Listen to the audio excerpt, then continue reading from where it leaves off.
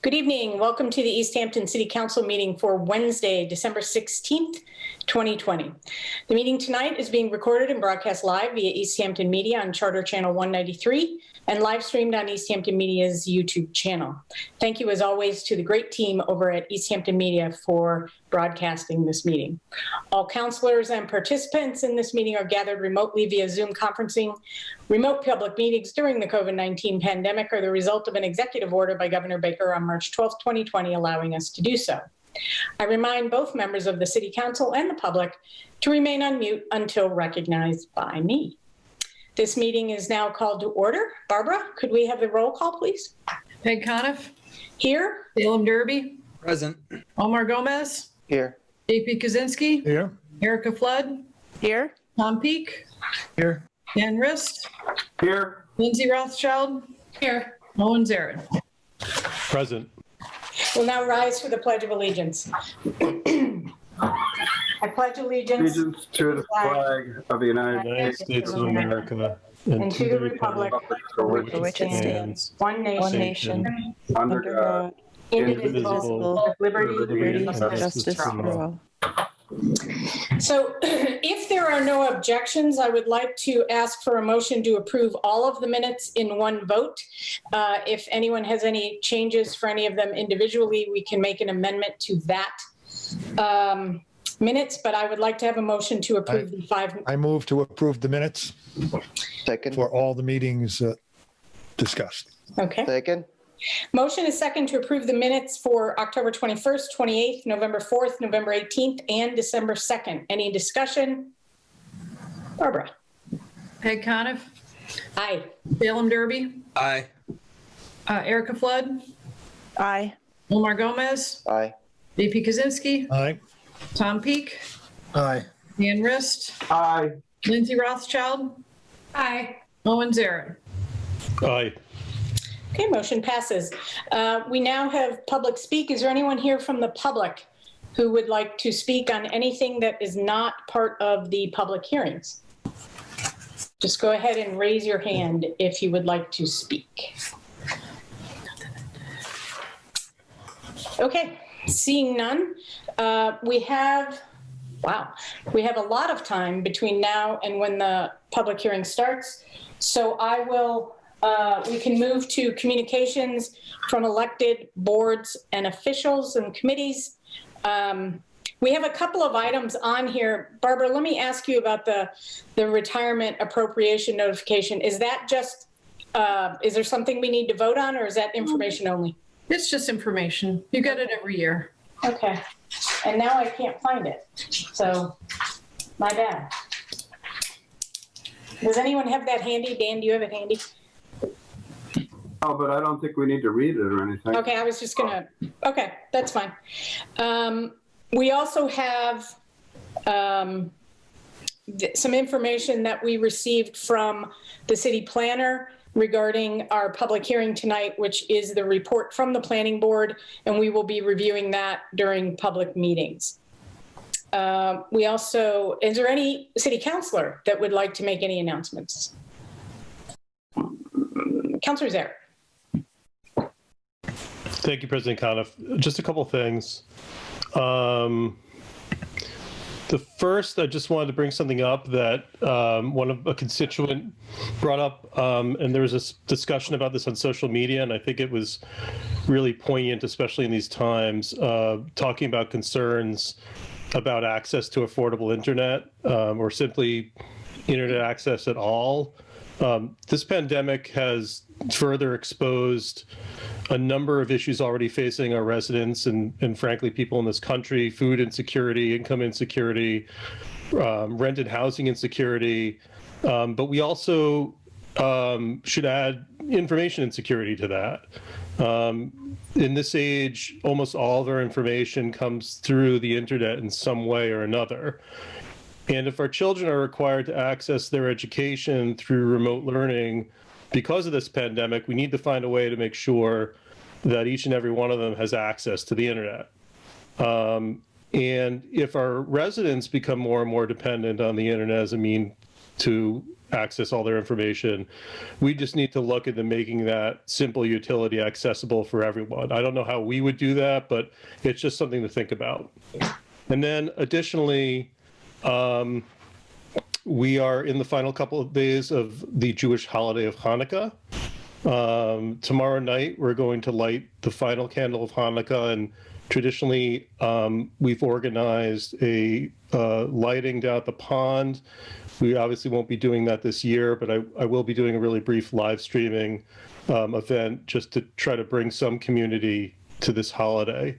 And I've been trying to provide some reflections about the holiday every night.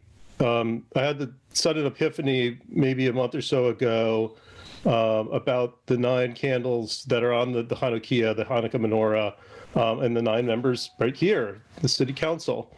And in better times, I probably would have tried to synthesize something to reflect that. And as this idea came to me, I messaged the mayor immediately to say, hey, I have this really cool idea. And she messaged back, do you ever sleep? So we'll light 8 candles tomorrow for the final evening of the holiday. And the 9th candle on the candelabra, the one that stands above all the other ones, it's called the shamash. It's lit first, and we use it to light all the others. And I thought a lot about all these 9 candles and the one that's used to light all the other ones, and the 9 members of our body right here.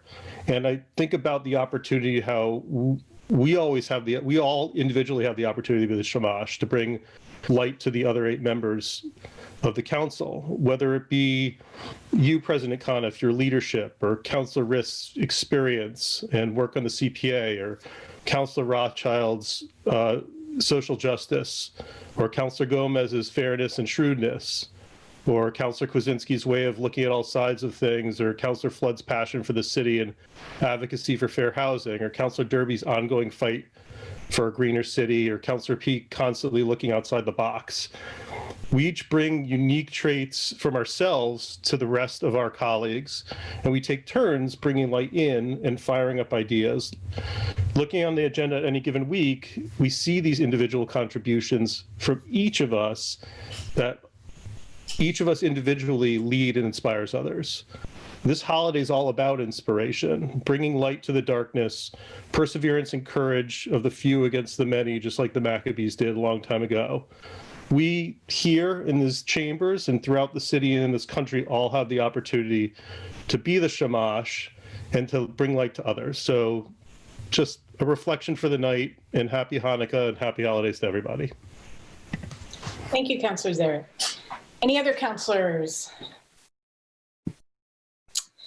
Okay.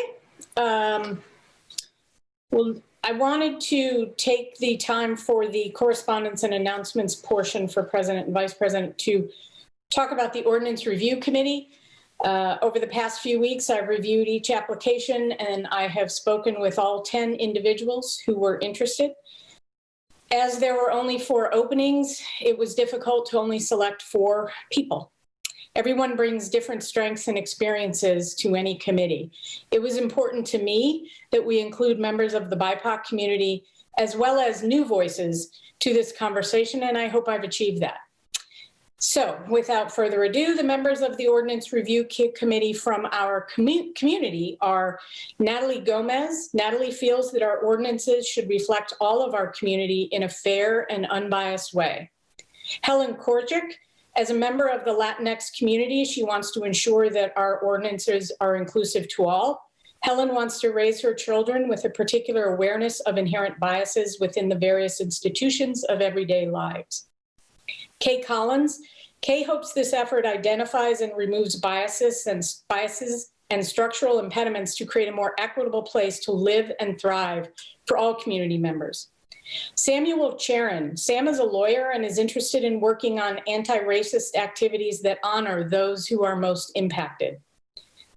The City Council will be represented by Lindsay Rothschild, Omar Gomez, and Tom Peak. We're also going to include a liaison from the EPD who will provide data and answer any questions as needed, but they will not be a voting member. Officer Mitchell Siki Jr., who is our community policing officer and the LGBTQ liaison on the EPD, will be joining the committee. Thank you to everyone who applied, and I really encourage you who did not get named to the committee to please attend the meetings, even though you are not specifically named on the committee. The public will have an opportunity to voice their opinions in public speak format, just as they do in any other public meeting. The tentative first meeting will be held on Tuesday, January 5th at 6 p.m. And since I'm the only one who came up with that date, I haven't checked with the other members of the committee. So I will do that, and we'll see if we can gain consensus on that. For the first meeting, I will open the meeting as the chair, but once the permanent chair and clerk have been elected, I will bow out. I'll also be sending out the email to the full committee to make sure that we know what the date and time is. Please check the city calendar and the city webpage for exact dates and times for the meetings. We hope to get the first meeting after the organizational meeting to be in January as well. So look for those, and anyone who's on the committee who is at this meeting, I'll be reaching out to you to ensure that January 5th is a good time for you to meet for the first meeting. We'll probably also, just as a side note, probably also send you information about open meeting rules, basic parliamentary activity, and a couple of other things. Okay, so that's that. Thank you to everyone who applied, because first of all, it was very enjoyable talking to the 10 people, and I learned a lot, and we have some great people who are living in this community, and it was quite an honor to talk to them. Dan, you had a question? No, I have an announcement if you're done. I am not done. Okay, never mind. And hang on. I'll give you the high sign when I'm done. I want to do a little bit of business. The city council calendar, according to our city council rule number 5, we have to publish that in the December before the following year. So we have the proposed calendar in our packet. The months of June, July, and August, as typical, except for this past summer, will be held on the first Wednesday. All other months have the scheduled city council meetings typically as the first and third Wednesday of the month, except for the September 15th meeting. We're moving that to September 22nd to recognize that September 15th is the start of Yom Kippur. So at this time, I'll take a motion to accept the 2021 City Council calendar as presented, which includes moving September 15th meeting to September 22nd. Anyone make a motion for that? I'll move. Second. Motion is second to accept the proposed City Council calendar. Any further discussion? Councilor Zaret. I just wanted to thank you, President, and the rest of the members of the council for making that small change for the Jewish holiday. You bet. All right, Barbara. Salem Derby, Yes. Erica Flood, Yes. Homer Gomez, Yes. JP Kaczynski. Yes. Tom Peak. Tom Peak. Yes. Dan Rist, Yes. Lindsay Rothschild. Yes. Owen Zaret, Yes. Peg Coniff. Yes. I am now done, Councilor Rist. Just want to make a brief announcement to the full council.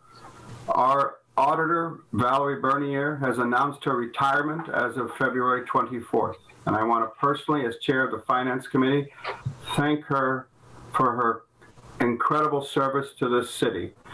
Some of you who have been on the council a long time might remember that our former auditor liked to do things old school with a bookkeeping notes paper.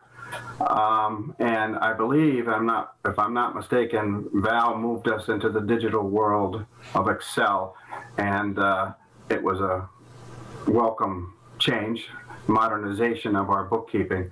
Val has been excellent in providing us with reports, updates on revenues, and keeping us on the right track with state law with regard to finance. Thank you, Valerie, and I know I reflect the same for all the council, and wish you good luck in your retirement. I just have one correction. I may have heard it wrong, but the effective date is February 4th. Oh, I thought I saw 24. Thank you. Sorry. No worries. Okay. Any other announcements? Okay. Mayor, do you what time is it? Mayor, do you have any communications at this time? No. I want to give do anyone on the council have any questions of the mayor? I know a couple of weeks now I've gone by and just kind of moved on when the mayor didn't have anything to say, but I want to offer you guys an opportunity if you have anything that you'd like to ask the mayor. Okay. Well, you know, just thought I'd ask. All right. I will now take a motion to open the public hearings. So moved. Second. Motion second to open the public hearings. Any discussion? Barbara. Erica Flood, Yes. Omar Gomez, Aye. JP Kaczynski. Yes. Tom Peak, Aye. Dan Rist, Aye. Lindsay Rothschild, Aye. Owen Zaret, Yes. Craig Coniff, Aye. Phelan Derby. Aye. Public hearings are now open. The first item is utility pole location request for Main Street. Councilor Zaret. Thank you, President Coniff. We have a request from Eversource to install 2 poles along Main Street, approximately 118 feet westerly of Trueheart Drive. The reasoning for this request is to provide electrical service for Casey Tactical, which is down right. This is right near the Southampton line, kind of near to Big Y. We met today. The representative, I did reach out to the representative from Eversource, but they were not at our committee meeting. I'm not sure if they are here tonight. I'm just looking. Like it. I don't see evidence of that. The committee agreed that the proposal seemed fairly straightforward. We did, in the past, we have requested that similar proposals be amended or contain language to accommodate for any potential communication wiring for the city itself. This particular petition, the last line reads that we agree to reserve space for 1 crossarm at a suitable point on each of said poles for the fire and police telephone signal wires belonging to the municipality. We agreed to essentially amend that to include, to say fire, police, telephone signal wires, or other wires belonging to the municipality. I'll finish my statement, then I potentially have a question. It might be for Councilor Peak, but anyone else who can answer it. We felt that there weren't any substantial questions that we would need to ask of the Eversource rep, but I would ask if councilors here do have questions, then I recommend we may have to continue the hearing. As it stands, including that small amendment that we made, the committee voted 3-0 in favor of installation of these poles. The question I do have, and I don't know if members of the council can answer that, or particularly Councilor Peak, because of his involvement with telecom, is if, when considering pole installations, if we have to make a specific requisition for future fiber optic cables, or if it would just be assumed that we would be able to install those at a later date without having language for any new poles. Councilor Peak. That's a great question, Councilor Zaret. In most communities that don't own their poles, there is an understanding that they have to make a small lease payment to the pole owners. So that's the case for all the existing poles. And I think, if a fiber to the home system were to come together, that likely would be an operating cost that the city would take on. Does that answer your question, or am I misunderstanding it? Thank you. I think that answers my question. So if I'm understanding correctly, even if we include a provision that would potentially, and I think we should include the language, but even if we included provision for other municipal wiring, you still may have to make a lease payment? Yeah, I mean, either you would or you wouldn't, because, I think that we have a separate contract for each of the polls in the city, if I'm not mistaken. So I think that, yeah, you'd probably have to figure it out for each of them. I don't think that, the language that we see on all the other polls, I don't think there's necessarily any need to substantially amend it. Councilor Rist, I just want to see if he has a question. And we do have language that reserves space on the polls as usual for municipal communication lines, alarm lines, everything else, correct? We do. There's language. Oh, I'm sorry. Go ahead. Yeah. Go ahead, Councilor Zarrett. We do have language in this specific petition, Councilor Rist, but it singled out police and fire, and the committee felt that it might be wise to include language that said or other wires of the municipality, because I just don't know, as we expand, or there might be an application I'm just not thinking about, certainly with a nod to potential municipal broadband, but there may be other wiring needs of the municipality that extend beyond police and fire that we should just allow for should the need arise. If I could follow up, I feel that that is appropriate, and I'm curious if this is only a petition for this particular poll. We should amend a lot of poll contracts or whatever they are. On the other hand, my thought is that you should get Eversource in. This is a new idea that I haven't heard before about making sure we have broadband access, etc. So my preference would be for you to call another meeting and make sure Eversource answers those questions, and that we continue this public hearing so that they can answer those questions for the full council. That's just my feeling. Councilor Peak?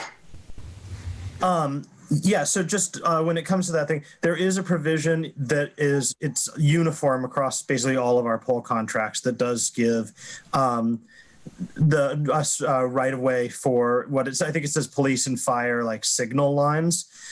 We've discussed this in telecom, and sort of what we determined was that right of way as it's currently stipulated would not be appropriate for like a fiber system because it's so specific.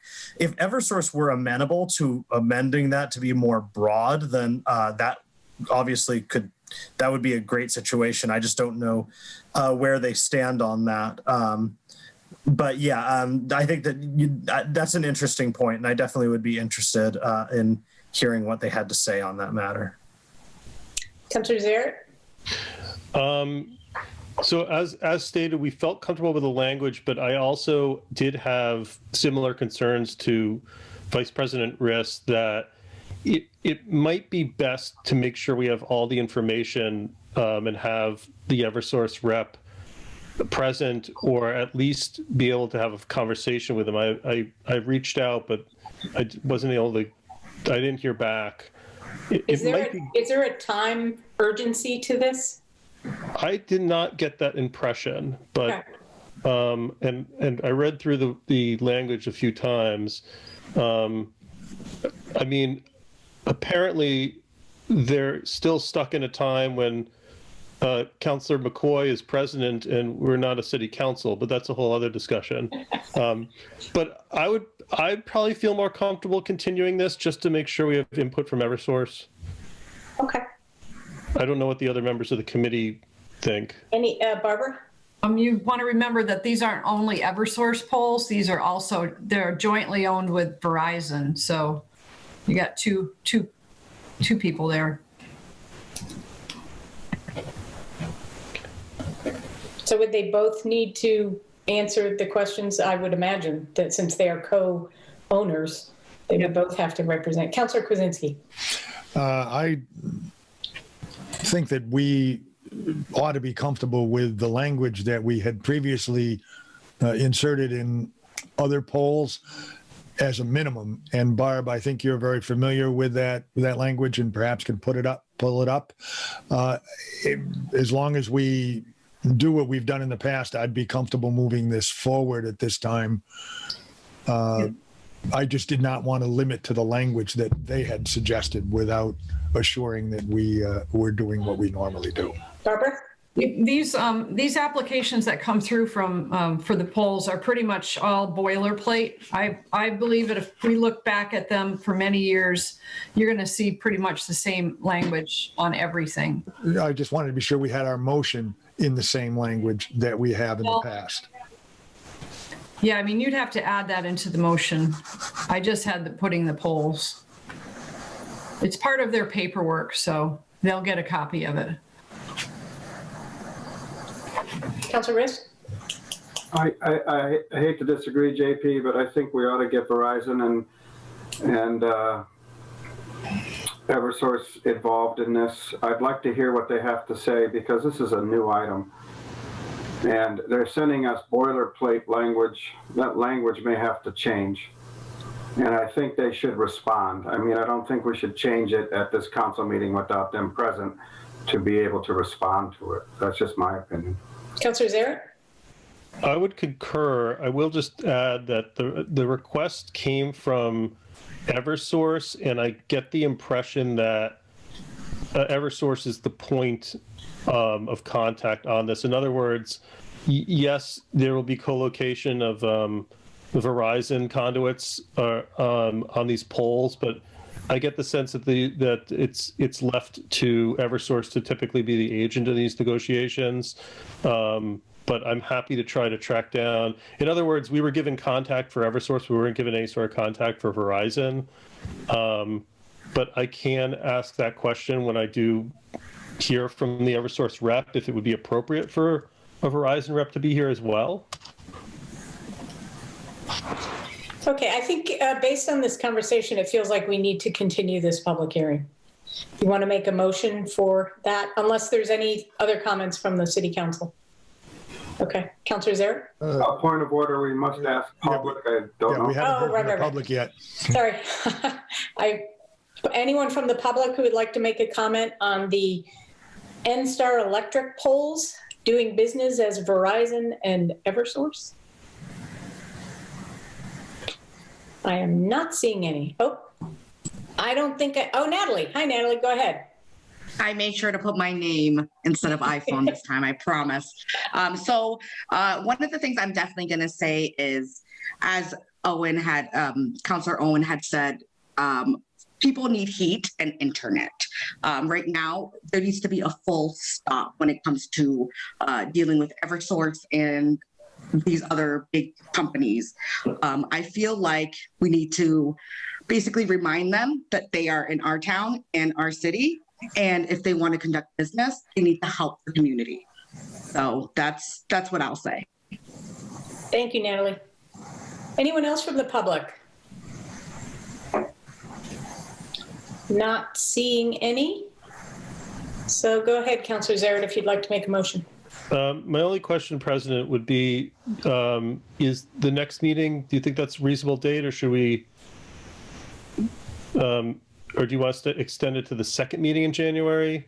It's entirely up to you. I would say we have, hang on, Councilor Zaret. I think we have a number of appropriations that we're going to be splitting, I think, between the 6th and the 20th. It's up to you, quite honestly. We've got, 2 weeks full of the holiday. You may not get anyone. So maybe it's a better idea to go to the 20th. Now that I say that it's up to you, maybe it's a better idea to go to the 20th. If there's no time constraint, Councilor Zaret?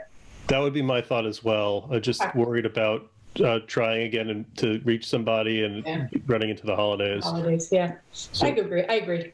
So if I may, then I would like to make a motion at this time to continue this meeting to the second meeting in January of 2021, which it falls on January 20th, 2021. Second. Motion second to continue the public hearing on the utility pole location request to January 20th, 2021. I enjoy saying 2021. Any further discussion? Barbara? Omar Gomez. Aye. JP Kaczynski. Aye. Tom Peak, Aye. Dan Rist, Aye. Lindsay Rothschild. Lindsay. Aye. Aye, sorry. Owen Zaret, Yes. Craig Coniff, Yes. Salem Derby. Salem. My keyboard's not working. Aye. Erica Flood. Yes. Okay. So that will be continued to January 20th. Motion carries. And I think we're concluding with that, and we will move on to the public hearing for the 121A tax for one industrial lofts. Councilor Rist. Thank you, Madam President. We have before us a request for a 121A adoption. I wanted to talk a little bit about process. We are required by statute, 121A statute, to allow the planning board to submit a report, which they have done so. As a city council, we must accept their report and adopt it. Once we do so, which will be the only motion we do tonight, the city council must generate its own report. And that report will be, we will continue the rest of this public hearing to January 6th, at which time the finance committee's report and that report that is generated, and Planner Bagg has acknowledged that he would help us with that report, would be sent to the council for review, and then we would vote on it. So the second motion you saw in your packet would not be appropriate this evening. We will only speak to the planning board's findings, and I would ask, and I think the president would ask, that all questions and comments should be only referred to that report. And without further ado, I'll ask our planner, Jeff Bagg, to go over the report. And if, Jeff, you need me to call up the report, I can do so. Or if you need to, maybe we make him a co-host. But I think it is straightforward, and he will briefly summarize the report. I also see the chairman of the planning board here, if he would like to make comment as well. So, Jeff, take it over. Thank you, Councilor Rist. I am here with Jesse. Jeff, we can hardly hear you.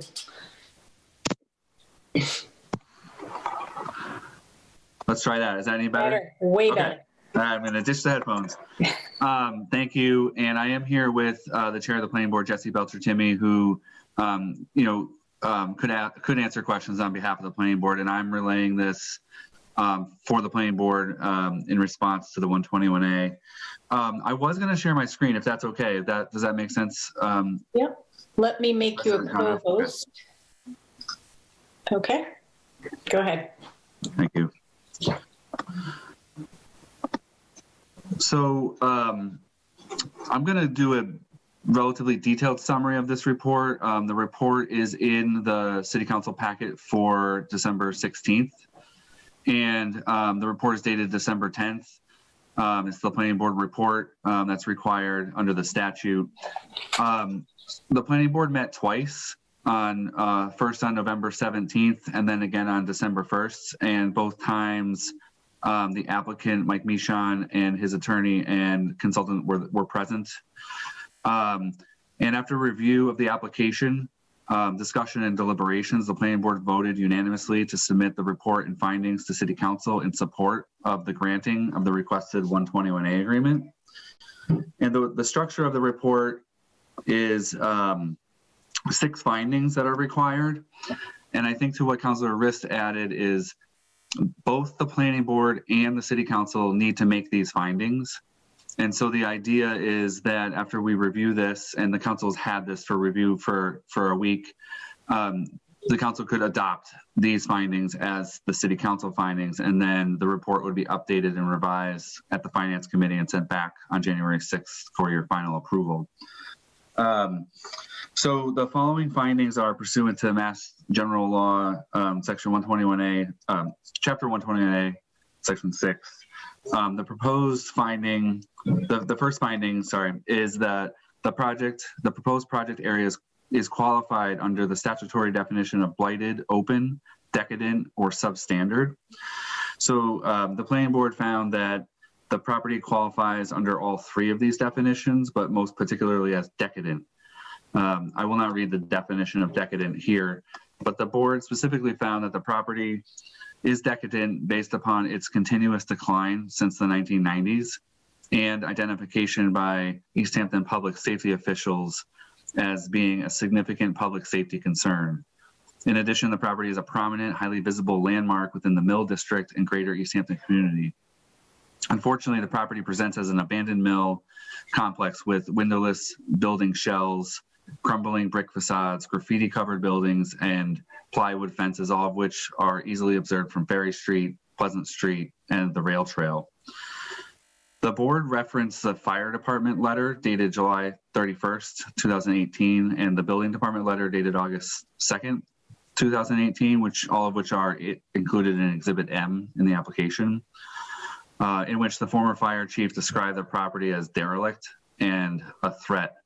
And I promise I will not read every word of every page here, but these were some of the most compelling findings that the planning board had. And they quoted from those letters from former Chief Motter that, his statement was that this property has been a public safety concern for many years.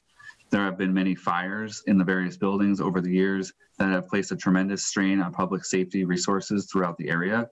The buildings formerly known as 1 and 15 pose a significant risk, not only to firefighters, but the public as well. From the street, both buildings show major structural damage that could lead to a catastrophic failure if they were left standing. And based on the location of these buildings, he felt that if they were to collapse, there was a threat to the public using the sidewalk and the road on Ferry Street.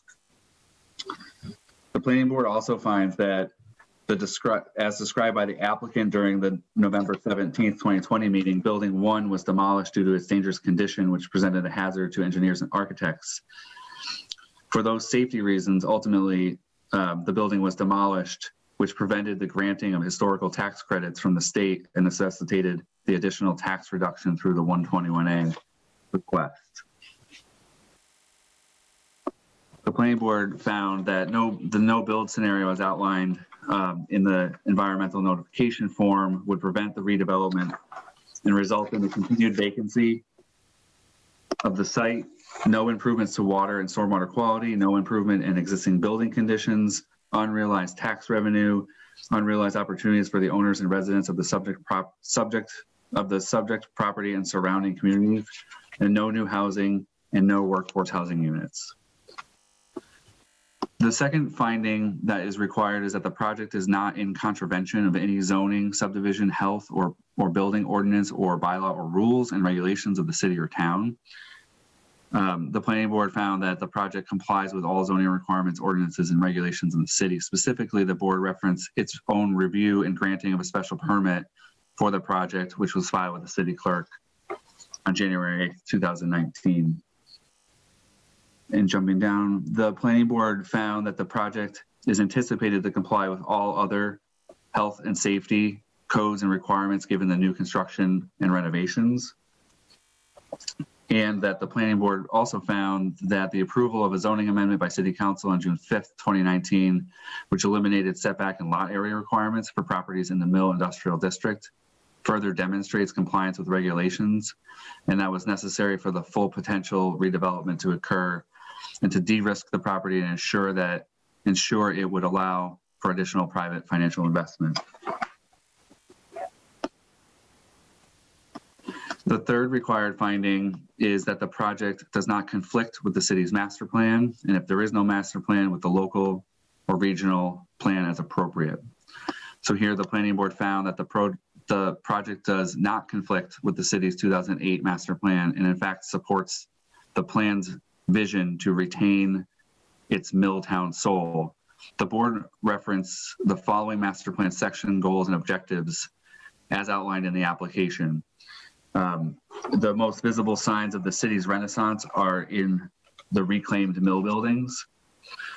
The goal was to find ways to retrofit, rehabilitate, and reuse its old mills, sustaining the current momentum of adaptive building reuse, developing and maintaining adequate affordable housing stock as a means of attracting and retaining a diverse workforce, and approve tax and other financial incentives such as TIF for small locally owned businesses.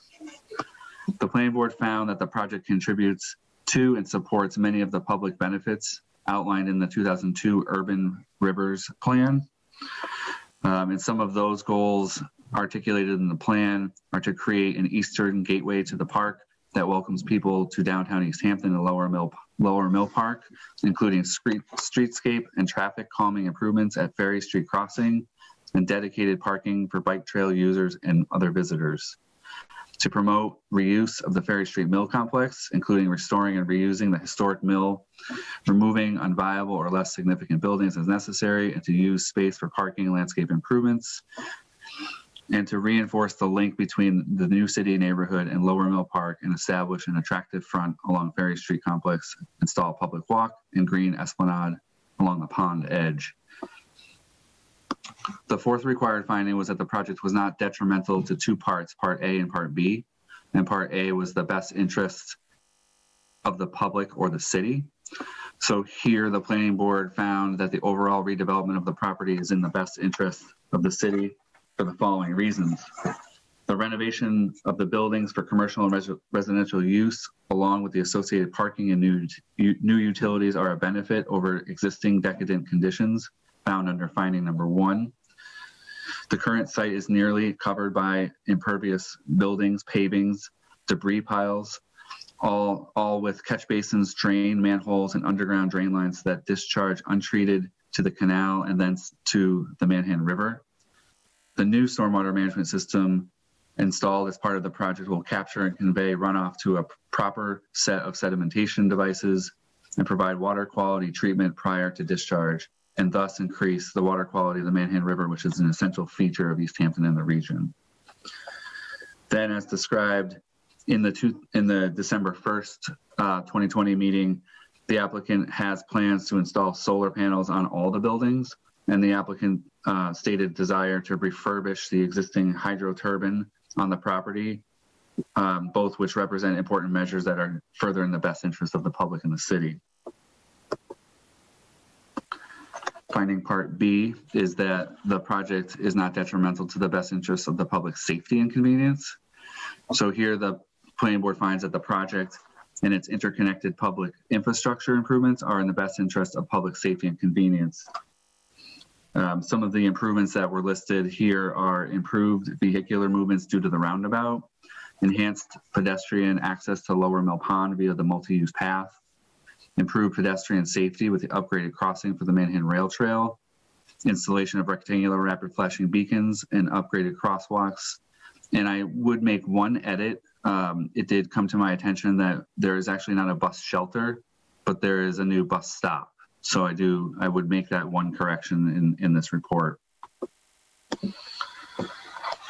And then finally, under this finding, the planning board recalled the testimony of the former fire chief during the special permit proceedings that the buildings were in such poor condition that the fire department will not enter the property. And they found that extremely compelling to the importance of the project to increasing public safety.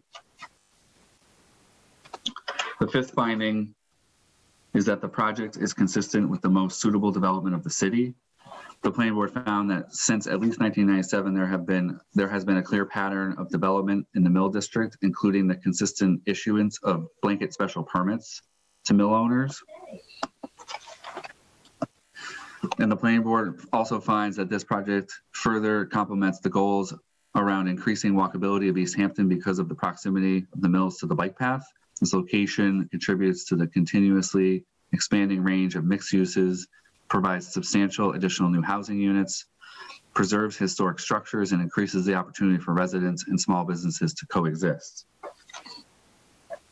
The sixth finding, and essentially the last one, is that the project constitutes a public use and benefit.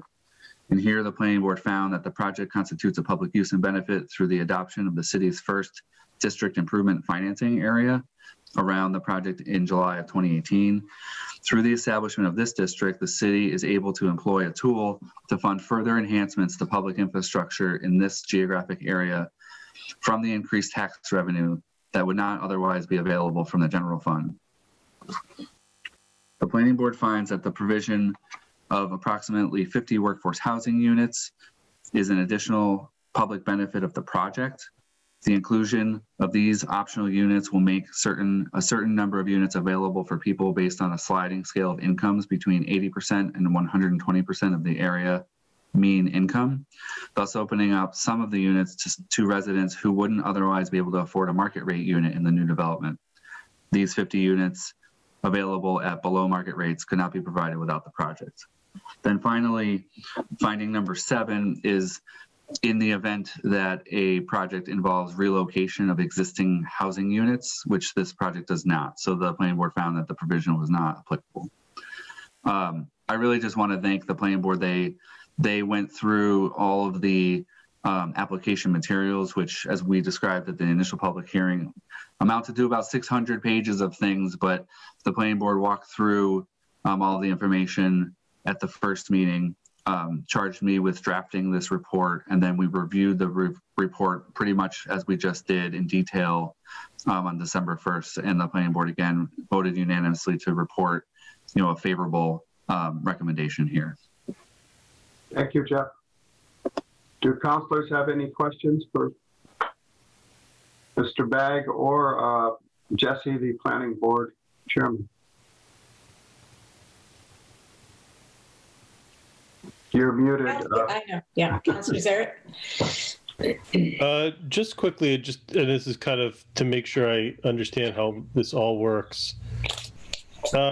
If we are allowing a decrease in, essentially a decrease in property taxes paid to the city by this project, that ultimately reduces the amount of money received into the DIF for infrastructure improvements. Is that correct? Jeff? Well, generally speaking, the reduced tax rate as proposed will still cover the costs of the DIF. And that there was initial materials in the packet that explained that the revenue provided to the city will pay for the DIF over the 10-year span to cover those costs for the infrastructure. Okay. Thank you. Any other questions from the councilors? Councilor Rothschild? I want to thank the planning board for their work on this, and Jeff, I watched your meetings on video, and I say you went through it very thoroughly. But I have a question about the 50 workforce housing units. Will those be part of the rental units? Is part one of my question, or the condos? And second part, is that like a commitment to do those, or is that something that could later not be there? Is it more of an idea, or is it a commitment to the city? I can answer. There is a contract that is being, we'll discuss that at the next meeting, but it is part of a commitment. It is a contract. Yeah, and I want to be clear that tonight, our singular purpose is to adopt the planning board's findings. We will have a much larger conversation around the nuts and bolts of the document, both in committee as well as in the next public hearing. I just don't think we're prepared tonight for all of those questions. Anything else? Any questions from the public?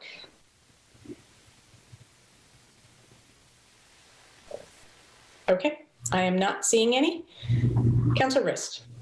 Before I make the motion, Jeff, I'm going to use the word amended because you're going to adopt the document to say bus stop instead of bus shelter. And I think as long as the council is aware that that minor language change is there, I'll use the word amendment. I don't think we need 2 motions to do so. Unless anybody objects, I'm going to make the motion that that is what the amended document means. Anybody have a problem with that? Okay, then I move that the City Council accept and adopt the Planning Board findings as amended as identified in their report dated December 10th, 2020, pertaining to the 121A application submitted by One Industrial Law. Second.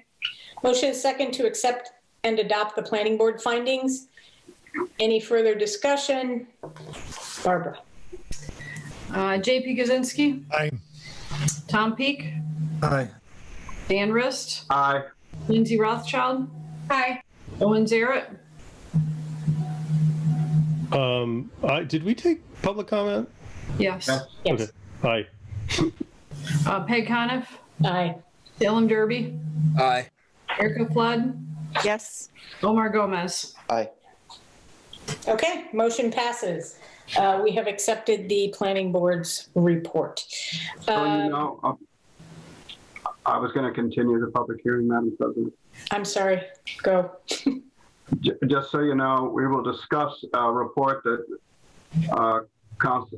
Planner Bag and myself will try to generate at the finance meeting on the 30th.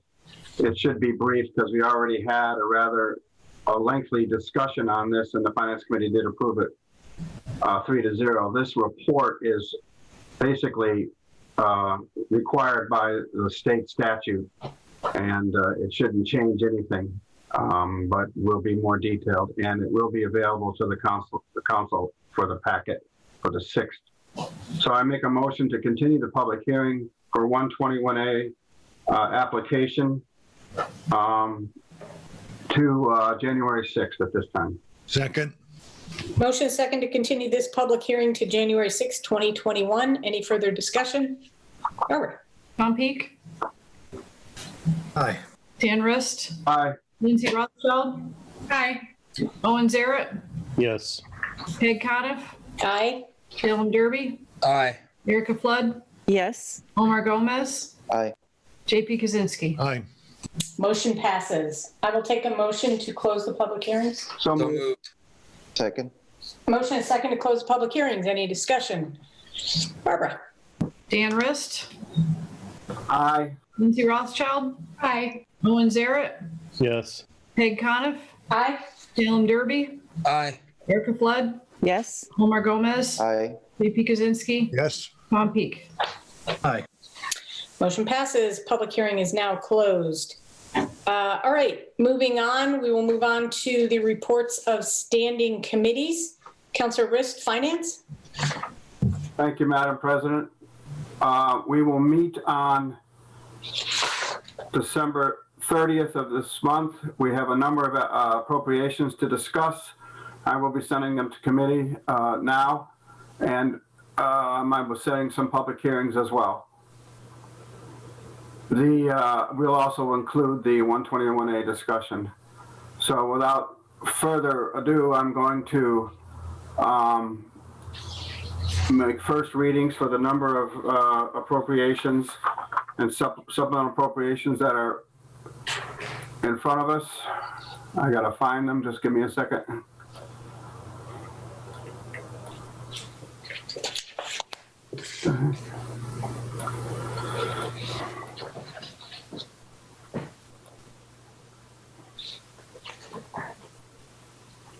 I apologize, I thought I had these ready.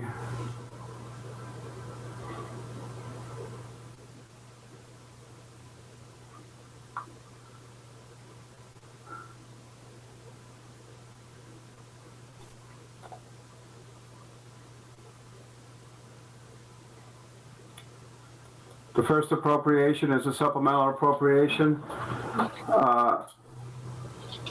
In the amount requested is $1 million to be appropriated from free cash to Fund 84 General Stabilization, $600,000, to Fund 85 Capital Stabilization, $300,000, and to Fund 88 Tax Rate Stabilization, $100,000.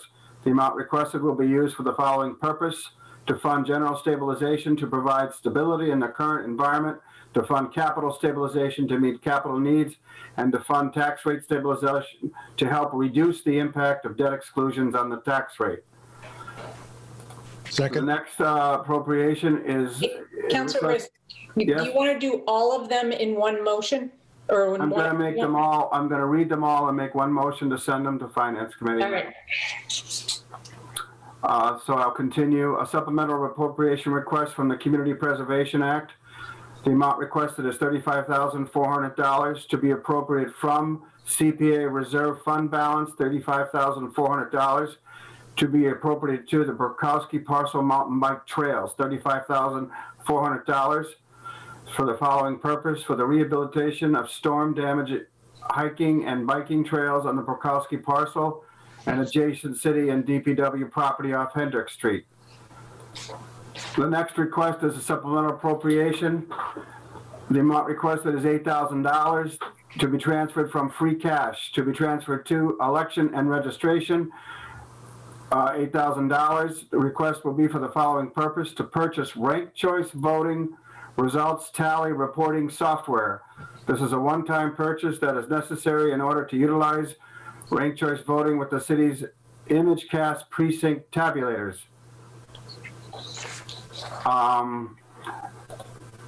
The next are a number of appropriations from the Department of Public Works. The first is a $19,009 appropriation transferred from free cash, $19,009, to be transferred to the FY21 asphalt roller account, $19,009, for the following purpose. The Highway Division's current asphalt roller is 2008 and past its expected service life.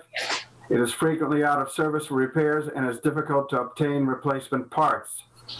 The next item is a supplemental appropriation for $25,000 to be transferred from free cash, $25,000 to be transferred to the FY21 Fire Department floor repair account, $25,000 for the following purpose. Repair is needed on the concrete floor in the fire department apparatus bays. A 70-foot trench drain system is located along the apparatus bay floors. The concrete around the drain grates is spalling and the grate framing is deteriorating.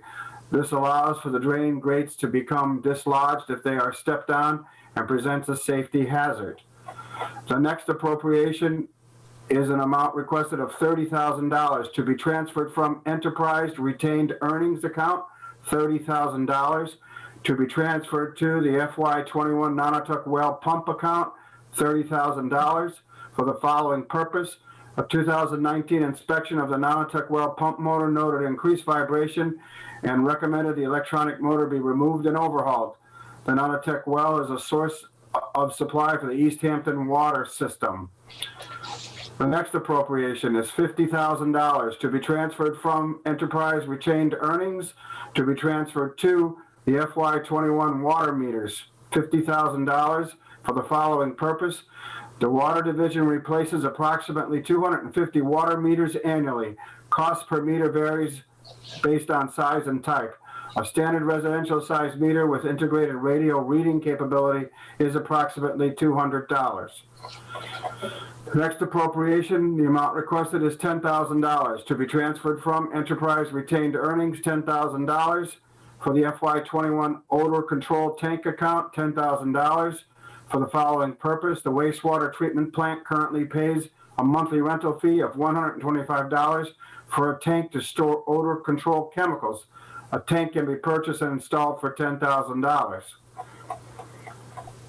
The next appropriation, the amount requested is $93,021.74 to be transferred from enterprise retained earnings, $93,021.74 to be transferred to FY21 return and waste pump replacement account, $93,021.74 for the following purpose. The existing return and waste pumps at the wastewater treatment plant are obsolete and replacement parts are no longer available.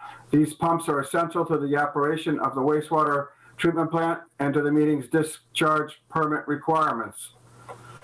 The next appropriation, the amount requested is $30,000 to be transferred to enterprise retained earnings, $30,000 to be transferred to the FY21 20-yard roll-off containers account, $30,000 for the following purpose. The wastewater treatment plant rents a dumpster for grit disposal and pays a monthly rental fee of $350. Purchasing dumpsters will eliminate this fee. The additional dumpster will also be used for disposal of catch basin and sewer cleaning debris, which cannot be discharged into the treatment plant.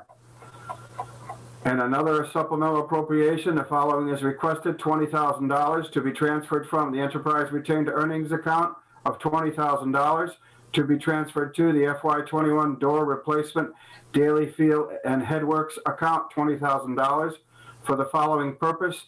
The exterior doors at the Daly Field Pump Station and Wastewater Treatment Plant Headworks Building are rotting away due to their age and corrosive condition. And I believe that's all of them. I'd like to move that these, all of the aforementioned appropriations be sent to the Finance Committee for review. Second. Motion is second to move all of those supplemental appropriations to the Finance Committee. Any further discussion? Barbara?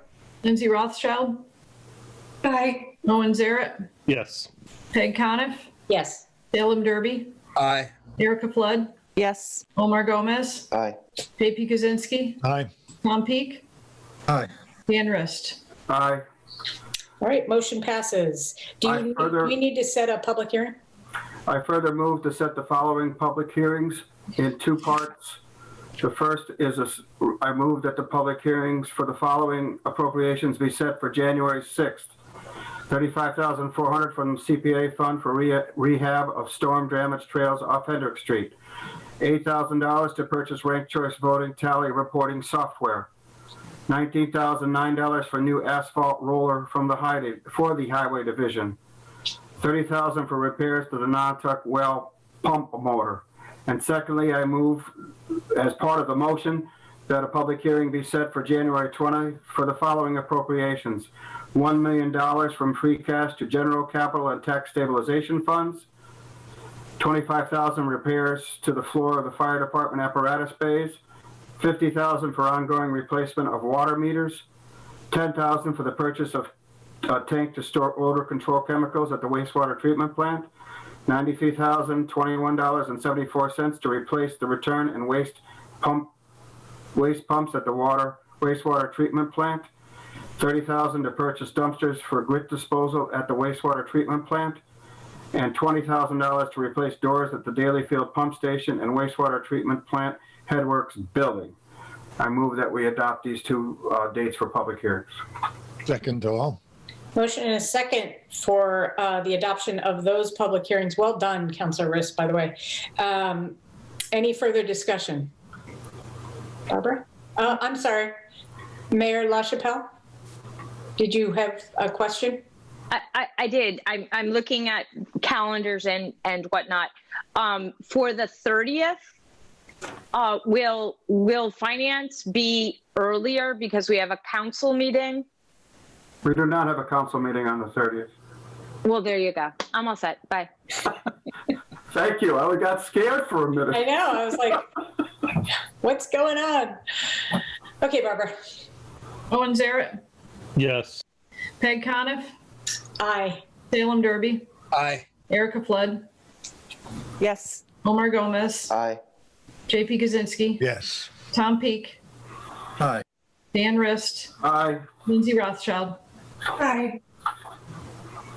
And just a final comment, Madam President. Yes. On the 6th, we do have that continued public hearing for 1 Ferry Street and the supplemental appropriation of $112,000 for the payroll obligations for the police department. So they're already on that public hearing. So we're going to have 2 lengthy public hearings. Yep, we will. That concludes finance. Do not party too much to ring in the new year because we're going to be busy right out of the gate. All right. I've lost my mind. Public safety. Councilor Gomez, do you have a report this evening? No report this time. Thank you. Councilor Rothschild, do you have a report on appointments? I don't have a report, but do I have new business to move? Okay. Yes, please. All right. So first, the mayoral appointments. Do you want me to do I list them all? Sorry, I'm just new with this. So we have 16 reappointments from the mayor. Do you want me to read them individually, or I can just move? Just really quickly. No, we're not going to vote individually. We're going to move them all. So I'd like to move all 16 of the mayoral reappointments to the appointment committee. I'll make a motion. Second.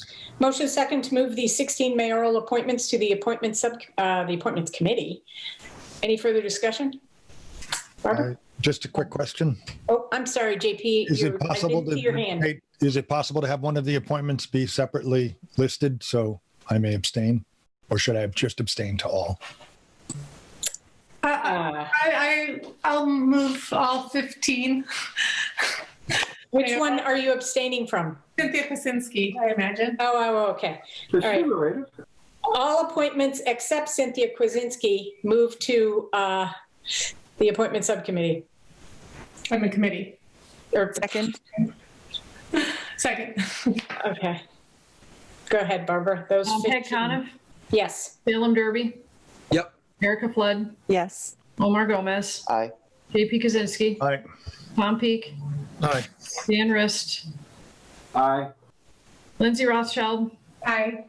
and Owen Zaret. Yes. Motion passes. Okay, I'd like to make a motion to move Cynthia Kwasinski's reappointment to the appointment committee. Second. Second. Motion is second to move Cynthia Kwasinski to the appointments committee. Any discussion? Barbara? Salem Derby, Aye. Erica Flood, Yes. Omar Gomez, Aye. JP Kaczynski, Abstain. Tom Peak, Aye.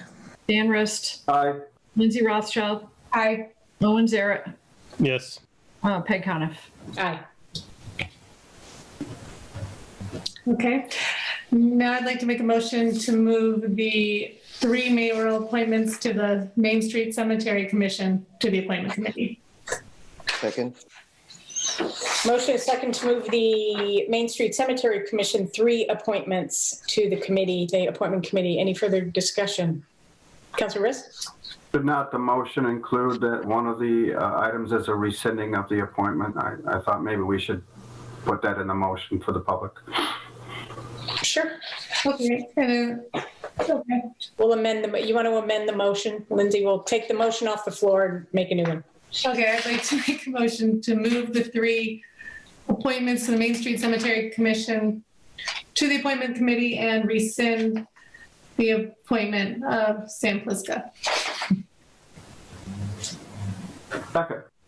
Motion is second to move the 3 mayoral appointments and the rescinding of another member to the appointment committee. Any further discussion? Barbara? Erica Flood, Yes. Omar Gomez, Aye. JP Kaczynski, Aye. Tom Peak, Aye. Dan Rist, Aye. Lindsay Rothschild, Aye. Owen Zaret, Yes. Peg Coniff, Aye. Salem Derby. Aye. Okay, I'd like to move the City Council President reappointment of Greg Rowland to the Community Preservation Act Committee to the appointment committee. Second, enthusiastically. Motion is second to reappoint Greg Rowland to the Community Preservation Act Committee, moving that to the appointment committee. Any discussion? Barbara? Peg Coniff, Aye. Salem Derby, Aye. Erica Flood, Yes. Omar Gomez, Aye. JP Kaczynski, Yes. Tom Peak, Aye. Dan Rist, Aye. Lindsay Rothschild, Aye. Owen Zaret. Yes. Motion passes. I think you have one more, Lindsay. Yes, I introduced some new business in a letter to the council regarding having agenda item of appointments, process, and communication moved to the appointment committee. Should I speak on this a little bit or? No. Okay. We'll just move it. Okay. I make a motion to move the topic appointments, process, and communication to the appointment committee. Second. Motion is second to move the changed or the reimagining of the process and communication for the appointments committee to the appointments committee. Wow. Any further discussion? Councilor Zaret?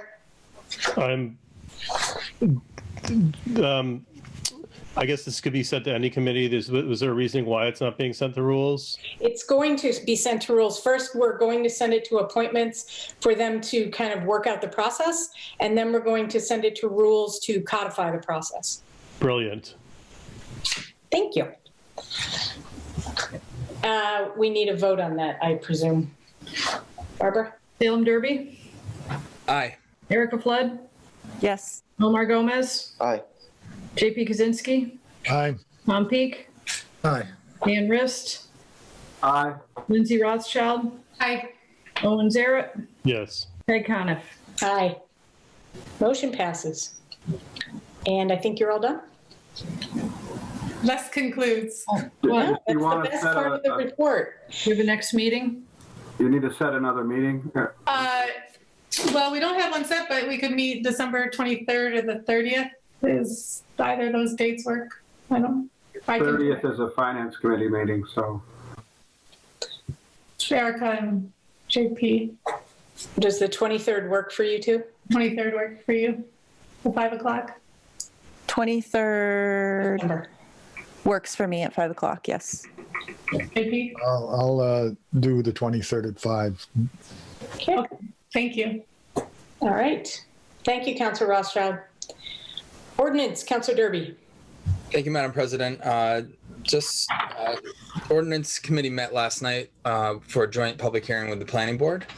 And we discussed changing the operating times of cannabis establishments in the city.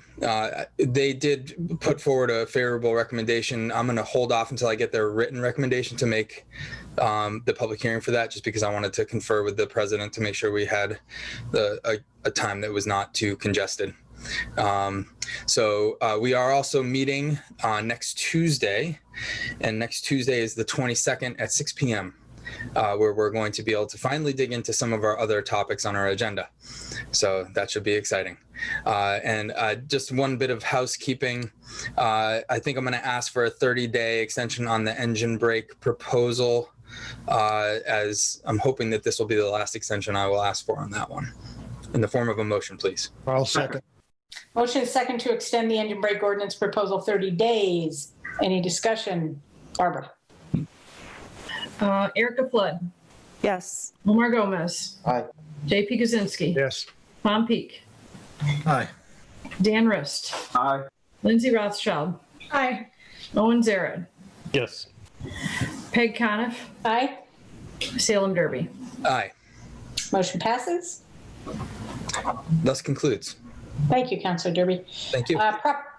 Property Councilor Zaret. Thank you, President Coniff. Our sole agenda item, the poll location near Trueheart Drive, was previously discussed in public hearing. At this time, I'd like to make a motion to extend the item 30 days. Second. Motion second to extend the agenda item poll location request 30 days. Any discussion? Barbara. Omar Gomez, Aye. JP Kaczynski, Aye. Tom Peak, Aye. Dan Rist, Aye. Lindsay Rothschild, Hi. Owen Zaret, Yes. Peg Coniff, Aye. Salem Derby, Aye. Erica Flood. Yes. Motion passes. And as previously noted, we have a continuance of that public hearing set for the second meeting in January. We will also be, we ran out of time tonight. We will be meeting probably for a brief meeting just to approve meetings, minutes, and as well as determine a clerk and have a reorg meeting. So we'll notify you as soon as we have a date. Thus concludes. Not quite. Oh, right. I'm sorry. I have asked the Property Committee and Councilor Zaret to please take the open item of the Housing Production Plan into their agenda since they have some time. So go ahead if you want to move that over. Yes, thank you for reminding me, President Coniff. At this time, I'd like to make a motion to move the memo transmitting the Housing Production Plan with the next steps in the process to the Property Committee. Second. Motion second to move the Easthampton Housing Production Plan review to the Property Committee. Any discussion? Barbara. JP Kaczynski, Aye. Tom Peak, Aye. Dan Rist, Aye. Lindsay Rothschild, Hi. Owen Zaret, Yes. Peg Coniff, Aye. Salem Derby, Aye. Erica Flood, Yes. Omar Gomez. Aye. Motion passes. Thank you. Thank you, Councilor Zaret. President Coniff? Yes. What are the, just so that I could plan ahead, is there a specific time constraint on that item in terms of when we'd like to see that? Councilor Bagg, I do this to you all the time. City Planner Bagg, do you have a time constraint? I think you had said the public hearing on the 20th. That would be the ideal situation, and the approach, the idea would be to have the planning board join that January 20th meeting to have a joint meeting, because both bodies are being asked to adopt the plan, and we can bring the consultant to that meeting. Is there a downside, planner bag, if it got moved to February 3rd by any chance? I'm just, because we've got a lot coming up. I was just curious. Because this will be a full-blown presentation, won't it? Yeah. I mean, if we got to do it, we got to do it. Yes. The only issue that I can think of at the moment is I don't know if the consultant would be available on February 2nd. If that's what you said, that would be the only thing I would want to check. Okay. Madam President? Councilor Rist? Could we establish that public hearing on the 6th? 20th. Well, no, but we could announce it on the 6th. Oh, I see what you're saying. Consults. Yeah. Because I would agree February would be much better. Yeah. Jeff, if you can find out if they're available on the 3rd, and then we'll set the public hearing on the 6th. And if it has to be the 20th, then we'll try to squeeze it in if we can. Okay. But we'd really like it to be the 3rd. I can try to make that work as long as she's available. I would be happy to do that. Okay, thank you. President Coniff, may I ask a question of the planner? Sure. Planner Bag, would you like to be present at that property meeting? Yeah, if possible, that would be great. So if you want to communicate, I have some constraints. Mostly Tuesday evenings are tough, that's planning board. Okay, I will look ahead and communicate with the other members of the committee, and we'll try to find something, possibly a Thursday. I don't know if those work for you. Generally, yeah, that should work. Okay, yeah. All right. Thus concludes. Thank you, Councilor Zaret. Rules and Government Relations, Councilor Rist. Just a reminder to Councilor Zaret that the next 2 Thursdays are Christmas Eve and New Year's Eve. You might need to rethink your thoughts on that. Councilor Zaret. I was planning to look into the new year. Yeah, we have some time, so thank you, Councilor Zaret. Although, I'm happy to go on either one of those nights. It's got nothing going on. Okay, Rules and Government Relations, Councilor Peak. Thank you, Madam President. We've not met since our last meeting, so nothing to report there. I think we should probably meet before our next meeting. So I was going to ask you, President Coniff, would the 29th work for you, Tuesday the 29th? Yes. Okay, 6 p.m.? Sure. Okay. Well, there you go. The rules will be meeting on Tuesday the 29th at 6 p.m. I think just in order of when things were received, I wanted to look into the council rule requiring anti-bias training, and since that will require Councilor Zaret's presence, hopefully we can also touch on the easthamptonma.gov email addresses for city committee chairs while we're there. Other than that, I see that there's, or actually, you're good.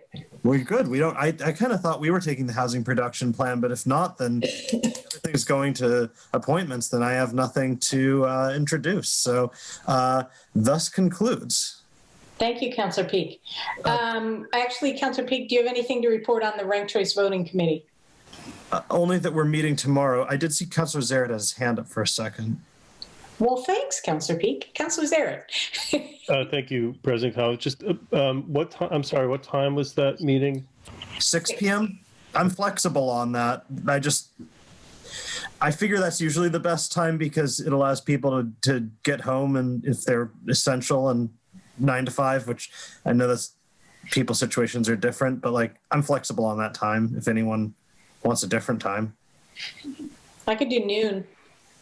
No, that's not going to work for me. 6 is good. Okay, cool. Yes, then 6 p.m. it is. Okay. Thank you, Councilor Peak. Did you want to talk about RCV? Only that we're meeting tomorrow and the ordinance is very close to completion. Great. Councillor Kwasinski, do you want to give an update on the Senior Tax Work-Off Committee? Thank you, Madam President. Just to say quickly that we will be meeting tomorrow evening at 6 o'clock for the Senior Tax Work-Off Committee to finalize its recommendations to the council and to the mayor. And we hope to present them at an early meeting in January. We had been thinking the first meeting, but I don't know if you've given any thought to that, Madam President. Let's see how the calendar shakes out. As it begins to fill up, I could. Yes. So we may have to push it to the first one in February, but, we'll see how it shakes out. And I would like to get it done sooner rather than later as well. So we'll see if we can't get it in somewhere in the next couple of meetings. All right. Thank you. What time are we meeting tomorrow? 6 p.m.? 6 p.m. on Thursday. Okay, thank you. All right. We've done old business. We have done new business.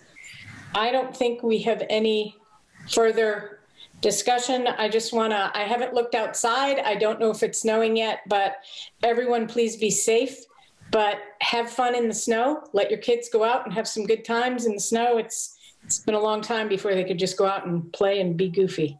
Councillor Rist, speaking of goofy. Yes, I'm sorry if that came across.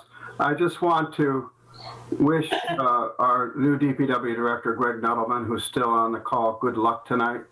And I know it will be great in the city because we have such great DPW workers. Secondly, I want to wish all of my fellow councilors happy holidays, happy Hanukkah, Merry Christmas, whatever you celebrate. I have had the great pleasure of working with you this year. And I really want to say to 2020, good riddance. And I know that we're going to have a better year coming forward. And thank God for New Year's, because I never thought a new year would be this significant. So very true. Have a happy holiday, everybody, and I love working with you. Happy holidays to everyone in the community as well. However you celebrate, please be safe, have a good time, and I will take a motion to adjourn. Also, don't park in the street tonight. And don't park in the street tonight. Motion to adjourn. Second? Motion second. Barbara?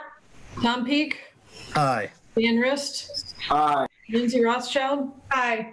Owen Zarrett, Yes. Craig Coniff, Absolutely. Salem Derby, Yes. Erica Flood, Yes. Omar Gomez, Aye. JP Kaczynski. Aye. And I have one thing to say. I will have something coming to you on DocuSign tomorrow, and I know you will all be at home, so please sign it quickly. Thank you, Barbara. Thank you, everyone. Happy holidays. Okay. See you in 2021.